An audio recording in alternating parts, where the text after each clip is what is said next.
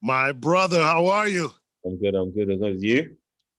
Can't complain, man. First of all, world of respect, man. Absolutely honored to have this opportunity to chop it with you and a super fan of your work. Thank you so much. Appreciate that. Absolutely. So I'm really excited about this because as a child, I was very, very, very um, interested and the only autobiography I had read at the time was about the Black Panthers, and so when this movie uh, came out, I was truly excited, and then when I seen who were going to be the actors in the movie, I got even more excited. I said, well, this is going to be a really good film.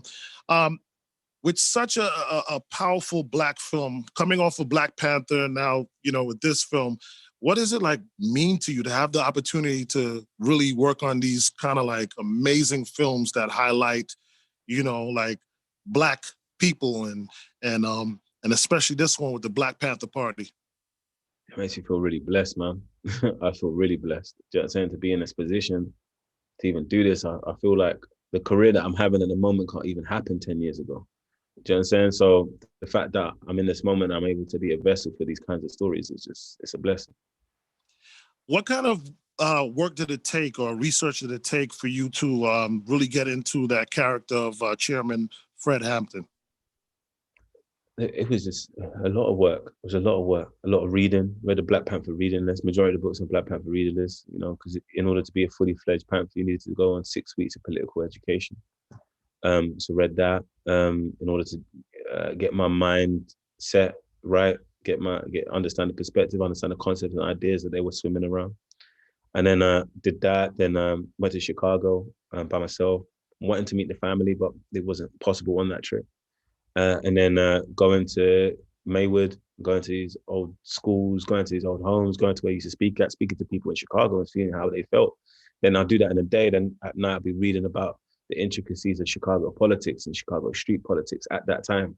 So they were referencing things and they were referencing things that I'd been that day. Do you know what I'm saying? It kept me clear into that mindset of like, it wasn't like I was remote, I was in it.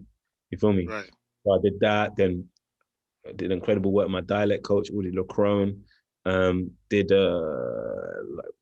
did singing classes with an opera coach in order to get my cadence, because there's different cadence to when he speaks and when he does speeches, and I wanted him to be different but also feel like the same person, and then hone that, and then hone the speeches, and yeah, I did a lot of work, man. I can tell, and you did a really good job. You did a really with his speeches, especially. I felt it, Thank So you really captured that very well. So I want to give you your props on that. you. Imagining him being 21 and studying this character and all the things he was going through and feeling at age 21. I mean, what did you take away from that? I took away kind of like ages. Age is like a concept. Like age, you're as old as the responsibility that you feel you have. And so he took responsibility of awakening people around him. And with that responsibility, you just feel older. You're just a leader, no matter what, how many years you've been on this earth. You just occupying a different position. And also he had independent thought, and he was self-taught, and self-education, and he was going to education in order to empower himself and to empower those around him.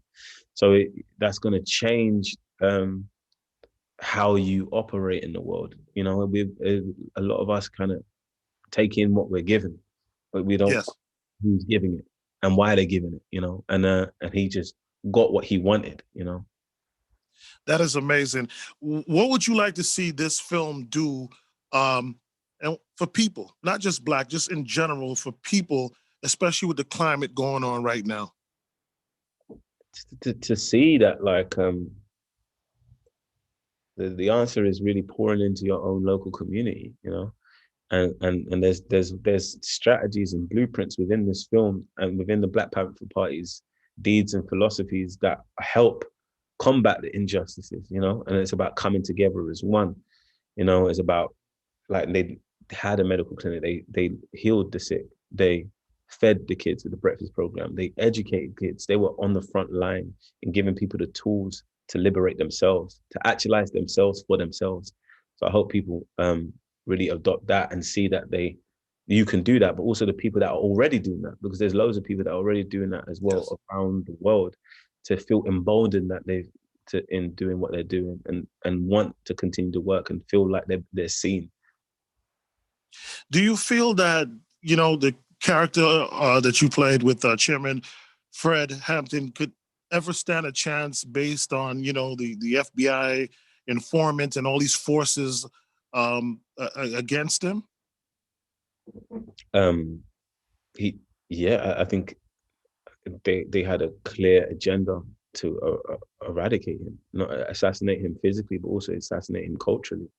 There's so many ideas that are out there in society that are Chairman Fred's ideas that he's not being accredited for. And so it's very difficult to go against someone, especially when there's moles and there's people, there's in where you stay. It's a really challenging place, but that man gave all he could whilst he was here, to the point where we're here, me and you, on a Zoom, having a conversation about it. I mean, that's that's extremely powerful. Daniel, thank you so much for your time. Continued success in your works, and pouring all your talent and energy and time and training into your work. It really pays off for you. The film was amazing. Your role was extremely good. And I'm just very proud as a young Black man to see all these roles that you're taking, and who's going to follow in the footsteps of, the many great actors before you. And I see you going in that path. So it's very exciting times to see you strive. Thank you so much, Papa Keith. That means a lot. My pleasure, brother. Thank you. Appreciate it.